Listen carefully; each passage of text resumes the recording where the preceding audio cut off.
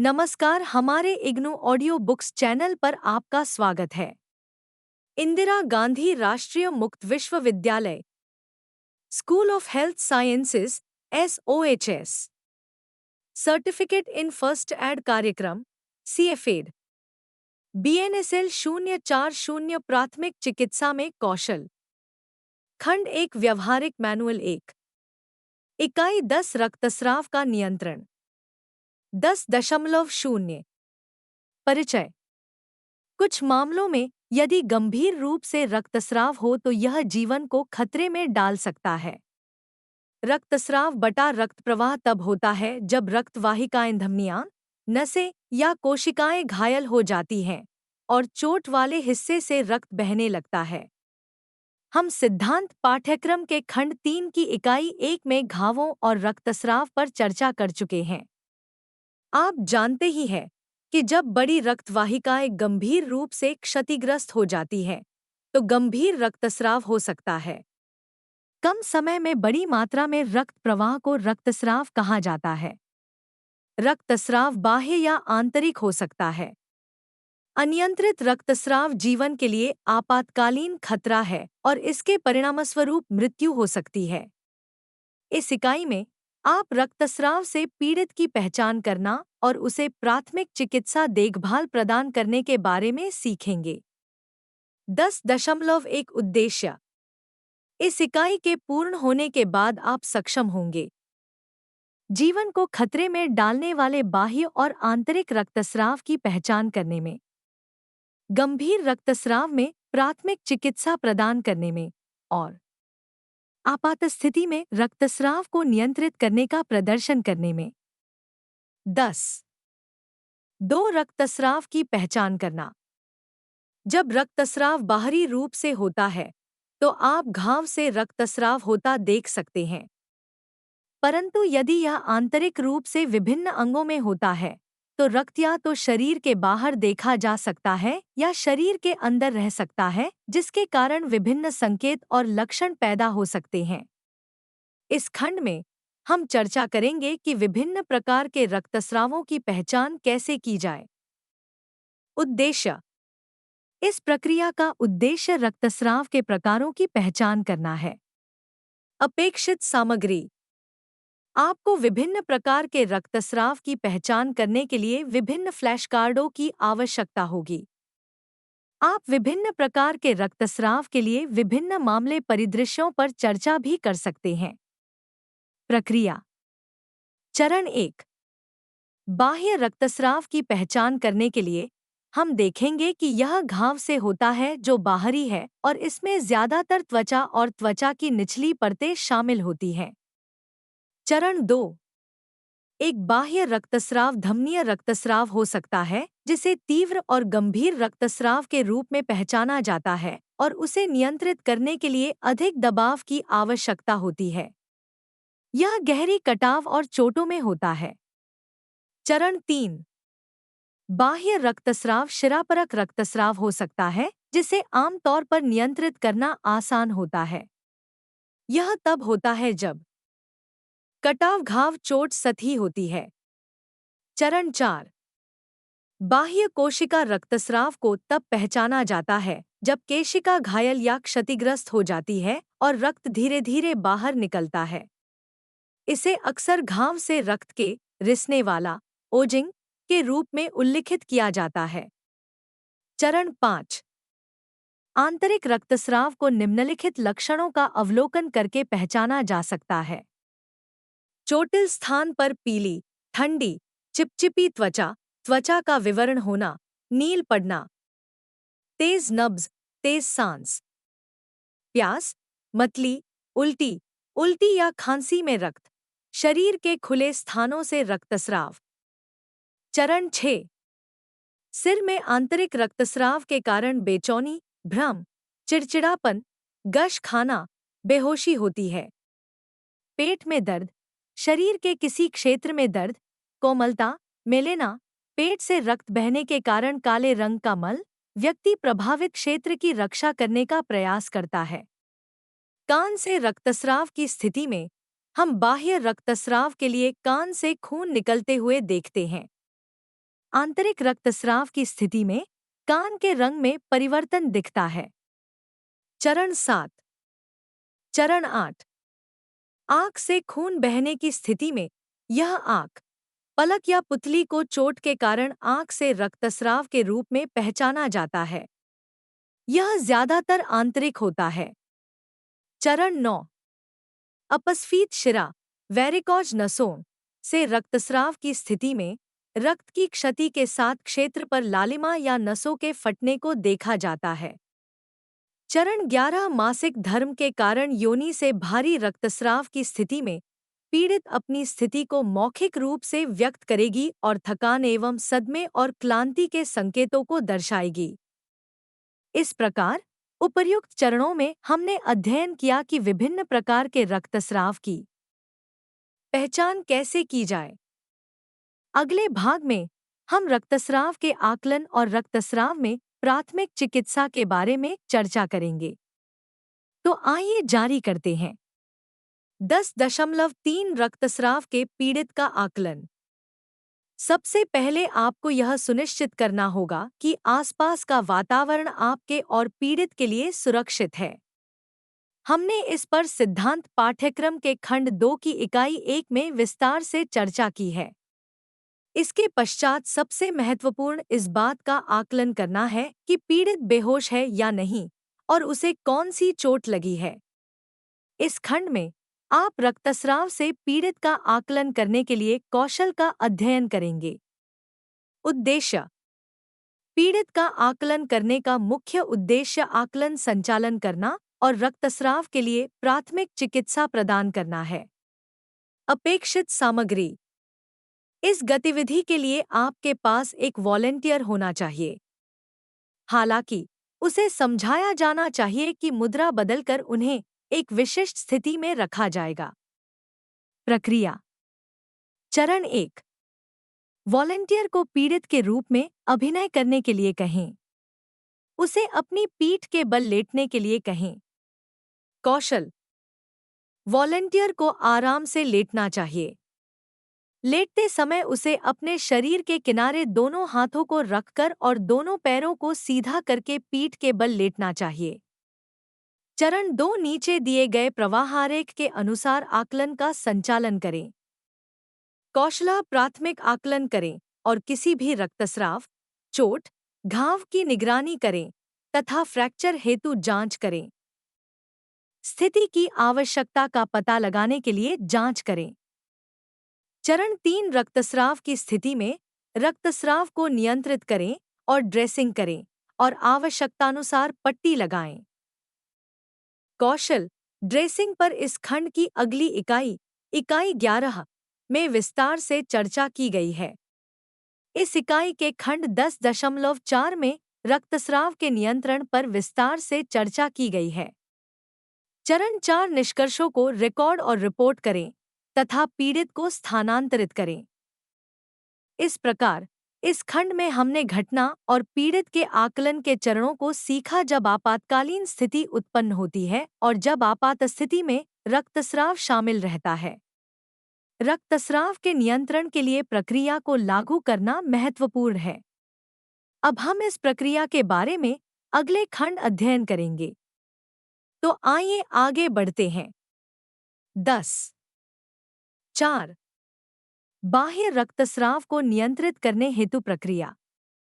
रक्तस्राव की घटना में रक्तस्राव के प्रकार की तुरंत पहचान करने की आवश्यकता होती है। ऐसा करते समय यह समझना महत्वपूर्ण है कि प्राथमिक उपचार प्रदाता के रूप में आपकी कार्रवाइयाँ क्या हैं। इस खंड में हम रक्तस्राव के नियंत्रण के लिए प्रक्रिया पर चर्चा करेंगे जो रक्तस्राव को नियंत्रित करते समय लागू की जानी चाहिए। यह चरण विश्राम, खोलना, दबाव और ऊपर उठाना है जो सिद्धांत पाठ्यक्रम के ब्लॉक 3 की इकाई 1 में दिए गए हैं। अपेक्षित सामग्री। अपेक्षित सामग्री निम्नानुसार है। एक वयस्क वॉलंटियर जो पीड़ित का अभिनय करे। 2 मामला परिदृश्य जहां इन सामग्रियों का उपयोग अपेक्षित है जैसे भारी रक्तस्राव के 7 अंगों पर चोट, कटाव, खुला घाव। चरण 6 रक्तस्राव के नियंत्रित होने तक जीवाणुरहित पट्टी या किसी भी साफ कपड़े जैसे धुलाई का तौलिया या रूमाल को रखकर अपनी उंगली या हथेलियों के साथ घाव पर जोर से दबाव डालकर सीधा दबाव दें। इसे 5 से 15 मिनट तक करें। यह तीसरा चरण है, दबाव। कुछ भी उपलब्ध न होने की स्थिति में रक्तस्राव नियंत्रित करने के लिए घाव पर दबाव डालने के लिए उस समय उपलब्ध व्यक्ति की स्वयं की कमीज का उपयोग करें। कौशला घाव पर डाला गया दबाव घाव के माध्यम से होने वाले रक्त के प्रवाह को रोकता है और सामान्य रक्त के थक्के बनने देता है। चरण 7, घायल क्षेत्र बटा अग्रांग को घायल व्यक्ति के दिल के स्तर से ऊपर उठाएं और सहारा प्रदान करें। यह रक्त के प्रवाह को धीमा कर देगा और थक्के बनने देगा। चित्र 10.15। यह चौथा चरण है, उठाना। कौशल। यह तरीका इस स्थिति में महत्वपूर्ण अंगों को पंप करने के लिए हृदय तक रक्त की आपूर्ति को वापस जाने के लिए निर्देशित करने में सहायता करता है और इसलिए रक्त की क्षति को कम करता है। आप घायल क्षेत्र को ऊपर उठाने के लिए अग्रांग को ऊंचा उठाकर पकड़ सकते हैं या इसे कुर्सी या पुस्तक के पैकेट, तकिए या किसी पर भी रख सकते हैं जो अग्रांग को ऊपर उठा सकता है। दिल के ऊपर के स्तर तक टॉग। चरण 8, यदि रक्तस्राव 5 से 15 मिनट में दबाव के साथ बंद हो जाता है तो यह शिरापरक रक्तस्राव है। कौशल।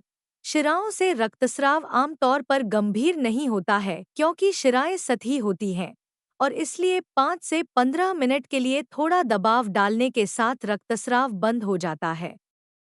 चरण 9, यदि रक्तस्राव बंद नहीं होता है तो यह धमनीय रक्तस्राव है। यदि यह रक्तस्राव गंभीर है और दबाव डालने के 15 मिनट के बाद भी रक्त नहीं रुक रहा है तो चोट वाले हिस्से को जितना संभव हो उतना ऊपर उठाएं और घाव के ठीक ऊपर तत्काल टूर्निकेट लगा दें। चित्र 10.16। कौशल। इस खंड की इकाई 3 में टूर्निकेट के अनुप्रयोग पर चर्चा की गई है। टूर्निकेट के लिए तात्कालिक सामग्री पर इस खंड की इकाई 6 में चर्चा की गई है। गंभीर रक्तस्राव की घटना में जब जीवन को खतरा होता है तो टूर्निकेट लगाया जाता है।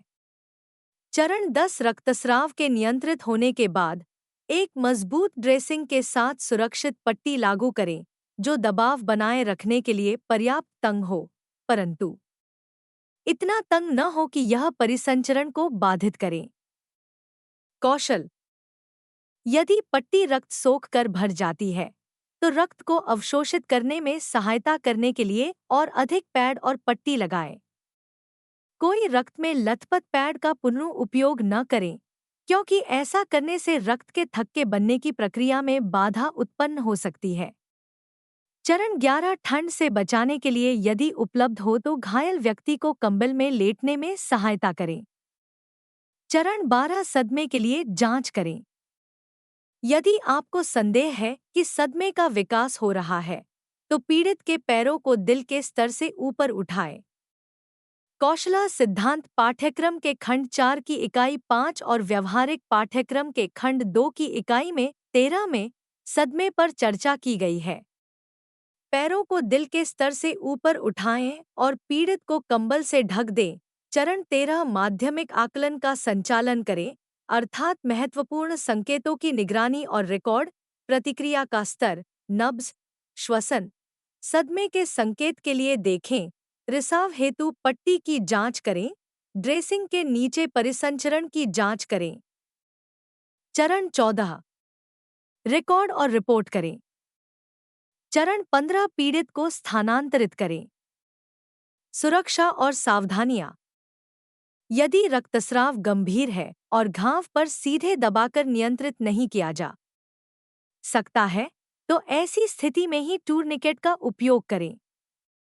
टूर्निकेट के उपयोग के इस खंड की इकाई 3 में की गई चर्चा के अनुसार टूर्निकेट के उपयोग के लिए सभी सुरक्षा सावधानियों को लागू करें। यदि रक्तस्राव गंभीर है तो सदमे के लिए जांच करें और पैर ऊपर उठाएं और सिर को नीचे करें। घाव पर जानवरों का मल या मिट्टी डालने से बचें, क्योंकि इससे खतरनाक संक्रमण हो सकता है। इस प्रकार उपर्युक्त चरणों में हमने बाह्य रक्तस्राव को नियंत्रित करने की प्रक्रिया का अध्ययन किया। अगले खंड में हम आंतरिक रक्तस्राव के नियंत्रण के बारे में चर्चा करेंगे। तो आइए जारी रखते हैं। 10.5 आंतरिक रक्तस्राव के नियंत्रण हेतु प्रक्रिया। इस खंड में हम आंतरिक रक्तस्राव के नियंत्रण हेतु प्रक्रिया के चरणों पर चर्चा करेंगे। हम जानते हैं कि शरीर की गुहाओं में आंतरिक रक्तस्राव होता है, जिसे बाहरी रूप से नहीं देखा जा सकता है, जिसके कोई लक्षण और संकेत नहीं होते हैं। जब आपका आंतरिक रक्तस्राव के पीड़ितों से सामना होता है, तो आपसे शीघ्र आकलन करने की अपेक्षा की जाती है। सदमे के लिए अवलोकन और आंतरिक रक्तस्राव के प्रकार और तरीके के लिए निरीक्षण करें। इसके अलावा विभिन्न लक्षण और संकेत जैसे सदमे के लक्षण और संकेत, रक्त की खांसी, काले रंग का मल या और बटा या मूत्र में रक्त को देखें। इसके पश्चात प्राथमिक नीचे की गई चर्चा के अनुसार चिकित्सा देखभाल प्रदान करें। अपेक्षित सामग्री। अपेक्षित सामग्री निम्नानुसार है। एक वयस्क वॉलंटियर जो पीड़ित का अभिनय करें। 2. मामला परिदृश्य जहां इन सामग्रियों का उपयोग अपेक्षित है, जैसे फ्रैक्चर, चाक बटा बुलेट का घाव, कुचलने वाली चोट, अंगों को चोट आदि। 3. प्राथमिक चिकित्सा बॉक्स। 4. आवश्यक मानक सामग्री में ड्रेसिंग, त्रिकोणीय या रोलर पट्टियां, कंबल, कुर्सी या पीड़ित का पैर ऊपर उठाने के लिए अन्य कोई सामग्री अपेक्षित है। आंतरिक रक्तस्राव हेतु प्रक्रिया के चरण। चरण 1 हाथों को धो लें। कौशल, यह पार संदूषण को रोकने के लिए महत्वपूर्ण है। चरण 2 पीड़ित या वॉलंटियर को सपाट सतह पर लिटाएं। कौशलः बेहोशी से बचने के लिए वॉलंटियर पीड़ित को लेट जाना चाहिए। इसके बाद खंड 10.3 में दिए अनुसार पीड़ित का आकलन करें। चरण 3 यदि कोई अन्य बाहरी चोट न हो तो पीड़ित के पैरों को ऊपर उठाएं, क्योंकि यह बाहरी चोट ऐसा होना मुश्किल कर देती है। कौशला रक्त को हृदय की ओर निर्देशित करने में मदद करता है। चरण 4 कंबल से ढककर शरीर का तापमान बनाए रखें। कौशला सदमे की स्थिति में गर्माहट प्रदान करने में कंबल सहायता करते हैं। चरण 5 संदिग्ध चोट के क्षेत्र पर ठंडा आइस पैक रखें, जो तौलिए में लपेटा गया है, या सीधे बर्फ लगाएं।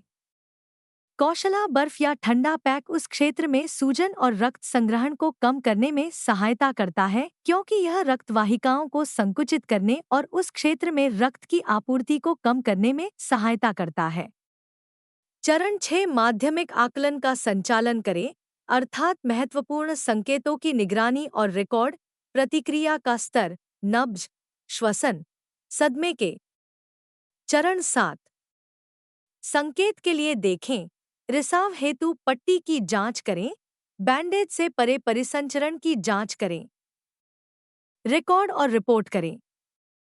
चरण 8 पीड़ित को स्थानांतरित करें। सुरक्षा और सावधानियां। यदि गंभीर चोट की आशंका है तो तुरंत सहायता मांगे। पीड़ित को शीघ्र अस्पताल पहुंचाएं, क्योंकि उसे तत्काल सर्जरी की आवश्यकता हो सकती है। मनोवैज्ञानिक समर्थन और आश्वासन देकर पीड़ित की डर और चिंता को कम करें। पीड़ित को ठंडे होने या गर्म होने से बचाएं। पीड़ित को कुछ भी खाने या पीने के लिए न दें। इस प्रकार उपर्युक्त चरणों में हमने आंतरिक रक्तस्राव को नियंत्रित करने की प्रक्रिया का अध्ययन किया। अगले खंड में हम विभिन्न स्थितियों में रक्तस्राव के नियंत्रण के बारे में चर्चा करेंगे। तो आइए चलिए जारी रखते हैं। 10.6 विभिन्न स्थितियों में रक्तस्राव को नियंत्रित करने हेतु प्रक्रिया। इस खंड में हम कान, नाक, आंख और अपस्फीत शिराओं, वेरिकोज नसों, से रक्तस्राव जैसी विभिन्न स्थितियों में रक्तस्राव को नियंत्रित करने के लिए प्रक्रिया के चरणों पर चर्चा करेंगे। अपेक्षित सामग्री। अपेक्षित सामग्री निम्नानुसार है। एक एक वयस्क वॉलंटियर जो पीड़ित का अभिनय करे। 2 मामला परिदृश्य जहां इन सामग्रियों का उपयोग अपेक्षित है, जैसे आंख से रक्तस्राव, नाक से रक्तस्राव, कान से रक्तस्राव तथा अपस्फीत शिराओं से रक्तस्राव। 3 प्राथमिक चिकित्सा पेटी। 4 आवश्यक मानक सामग्री में ड्रेसिंग, त्रिकोणीय या रोलर पट्टियां, चिपकने वाली जीवाणुरहित बैंडेज ड्रेसिंग, कैंची, सेफ्टी पिन, चिपकने वाला टेप, एंटीसेप्टिक लोशन, रुई, डिस्पोजेबल हाथ के दस्ताने, अपशिष्ट थैली, कंबल, कुर्सी या पीड़ित का पैर ऊपर उठाने के लिए अन्य कोई सामग्री अपेक्षित है। नाक से रक्तस्राव को नियंत्रित करने के लिए प्रक्रिया के चरण चरण एक हाथों को धो लें और आवश्यकता पड़े तो दस्ताने पहन लें। कौशला यह पार संदूषण को रोकने के लिए महत्वपूर्ण है। चरण 2 पीड़ित या वॉलंटियर को सिर झुकाकर बैठने को कहें। चरण 3 खून को मुंह से बाहर थूकने के लिए कहें। चरण 4 गर्दन और सीने के आसपास किसी भी तंग कपड़े जैसे कि टाइट शर्ट या टाई या चुन्नी को ढीला कर दें। चरण 5 घायल को मुंह के माध्यम से सांस लेने के लिए कहें और नाक के नरम हिस्से को 10 मिनट तक या जब तक रक्तस्राव बंद न हो जाए दबाने के लिए कहें। कौशला रक्तस्राव की जांच करें। पीड़ित को इस समय नाक से नहीं बल्कि मुंह से सांस लेने को कहें। चरण 6 10 मिनट बाद नाक छोड़ने या खोलने के लिए कहें। कौशल पीड़ित को रक्तस्राव बंद होने के बाद कई घंटों तक नाक को ब्लो या उंगली डालने से मना करें। चरण 7 यदि रक्तस्राव अभी भी जारी है तो इन चरणों को फिर से दोहराएं। नाक और मुंह के आसपास के खून को साफ कर दें। चरण 8 रिकॉर्ड और रिपोर्ट करें। चरण 9 पीड़ित को निकटतम स्वास्थ्य सुविधा में ले जाए। चरण 10 आंख से रक्तस्राव को नियंत्रित करने के लिए प्रक्रिया के चरण। चरण 1 चरण 2 हाथों को धो लें और आवश्यकता पड़े तो दस्ताने पहन लें। चरण 3 पीड़ित या वॉलंटियर को बैठाएं। घायल से उसके सिर को न हिलाने या घायल आंख को न झपकाने के लिए कहें। उसे अपनी आंखों को रगड़ने से मना करें। कौशल इससे आंख पर और अधिक चोट लगने से बचने में सहायता मिलती है। चरण 4 आंखों को आई पैड या ड्रेसिंग से ढकें। आंख की बैंडेजिंग करें। कौशल इस खंड की अगली इकाई में ड्रेसिंग पर चर्चा की गई है। अगले खंड की इकाई 1 में आंख की बैंडेजिंग करने पर चर्चा की गई है। चरण 5 रिकॉर्ड और रिपोर्ट करें। चरण 6 पीड़ित को स्थानांतरित करें। कान से रक्तस्राव को नियंत्रित करने के लिए प्रक्रिया के चरण। चरण 1 हाथों को धो लें और आवश्यकता पड़े तो दस्ताने पहन लें। कौशला यह पार संदूषण को रोकने के लिए महत्वपूर्ण है। चरण 2 पीड़ित या वॉलंटियर को आधे बैठने की स्थिति में लिटाएं। चरण 3 पीड़ित की एक ओर खड़े हों ताकि घायल कान आपकी ओर हो। चरण 4 बाहरी कताव की स्थिति में रक्तस्राव के क्षेत्र पर सीधा त्यक्ष दबाव डालें। पट्टी से घायल हिस्से को लपेटें। टेप के साथ कवर या सुरक्षित करें। आप इसके लिए कान की पट्टी भी बांध सकते हैं। चित्र 10.20। कौशला बाहरी रक्तस्राव के नियंत्रण के लिए आवश्यक समान कौशल यहाँ लागू किए गए हैं, जैसा कि इस इकाई के खंड 10.4 में भी चर्चा की गई है। इस खंड की अगली इकाई में ड्रेसिंग पर चर्चा की गई है। अगले खंड की इकाई 1 में कान की बैंडेजिंग पर चर्चा की गई है। चरण 5 आंतरिक रक्तस्राव की स्थिति में संकेत और लक्षणों की जांच करें।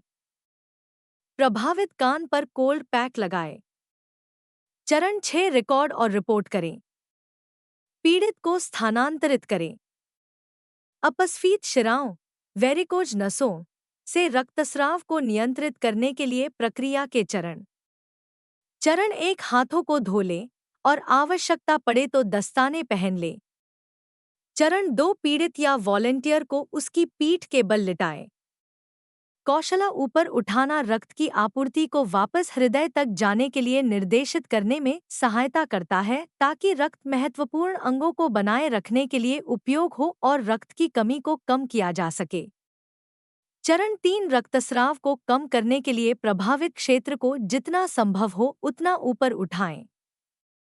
चरण 4 स्टॉकिंग्स जैसे कपड़ों को हटा दें जो रक्त को हृदय तक वापस जाने के लिए अवरोध उत्पन्न कर सकते हैं और रक्तस्राव होने को जारी रख सकते हैं। कौशला सभी तंग कपड़े जैसे कि तंग सलवार, जीन्स, पैंट, जैगिंग, लेगिंग को हटा दे जो रक्त के निर्बाध प्रवाह को हृदय तक जाने में कमी कर सकते हैं। चरण 5 प्रभावित क्षेत्र को बैंडेज से लपेटें। यदि बैंडेज उपलब्ध नहीं है तो दबाव डालें। कौशल इस उद्देश्य के लिए एक क्रेप या संपीड़न बैंडेज का उपयोग करें। चरण 6 यदि रक्तस्राव जारी रहता है तो मौजूदा पट्टी पर एक और पट्टी रखें। चरण 7 माध्यमिक मूल्यांकन का संचालन करें। सदमे की जांच करें और सदमे का प्रबंधन करें। चरण 8 रिकॉर्ड और रिपोर्ट करें। चरण 9 पीड़ित को स्थानांतरित करें। मासिक धर्म के कारण योनि भारी रक्तस्राव हेतु प्रक्रिया के चरण। चरण 1 हाथों को धो लें और आवश्यकता पड़े तो दस्ताने पहन लें। चरण 2 पीड़ित व्यक्ति वॉलंटियर को घुटने मोड़कर बिठाएं और मोड़े हुए कपड़ों या कंबल से सहारा दें। कौशल पीड़ित को एक आरामदायक स्थान पर ले जाएं, जहां आप गोपनीयता सुनिश्चित कर सकते हैं। चरण 3 योनि पर रखने के लिए पीड़ित को सैनिटरी पैड या साफ कपड़ा दें। चरण 4 दर्द कम करने राहत देने के लिए उसे पैरासिटामोल टैबलेट लेने के लिए कहें। चरण 5 माध्यमिक मूल्यांकन का संचालन करें। सदमे की जांच करें और सदमे का प्रबंधन करें। रिकॉर्ड और रिपोर्ट करें। चरण 6 चरण 7 पीड़ित को स्थानांतरित करें। अतः इस खंड में हमने विभिन्न स्थितियों में रक्तस्राव के नियंत्रण के बारे में अध्ययन किया। इससे हम रक्तस्राव के नियंत्रण पर इस महत्वपूर्ण इकाई की समाप्ति पर आते हैं। अपनी प्रगति की जांच करें। एक असत्य या असत्य। शिरापरक रक्तस्राव के कारण गंभीर बाह्य रक्तस्राव होता है। सत्य बटा असत्य। सदमा आंतरिक या गंभीर रक्तस्राव के साथ होने वाली सामान्य स्थिति है। जैसे भी चाहिए टूरनिकेट का उपयोग किया जा सकता है। सत्य असत्य। सत्य बटा असत्य। आंतरिक रक्तस्राव के पीड़ित को अधिक ठंडा होने या अधिक गर्म होने से बचाया जाना चाहिए क्योंकि यह पीड़ित के जीवन को प्रभावित करता है। सत्य बटा असत्य। अपस्फीत शिरा, वेरिकोज नसों को पट्टी करने के लिए क्रेप बैंडेज लगाया जाना चाहिए। 10.7 सारांश। सत्य बटा असत्य। इस इकाई में हमने अध्ययन किया कि आंतरिक और बाहरी दोनों तरह के रक्तस्रावों की पहचान कैसे की जाए और कैसे तुरंत देखभाल प्रदान की जाए ताकि हम जीवन को खतरे में डालने वाली रक्तस्राव की आपात स्थितियों को नियंत्रित कर सकें। अगली इकाई में हम घाव की देखभाल और पट्टी के बारे में चर्चा करेंगे। धन्यवाद। मिलते हैं अगले वीडियो में अगले पाठ के साथ।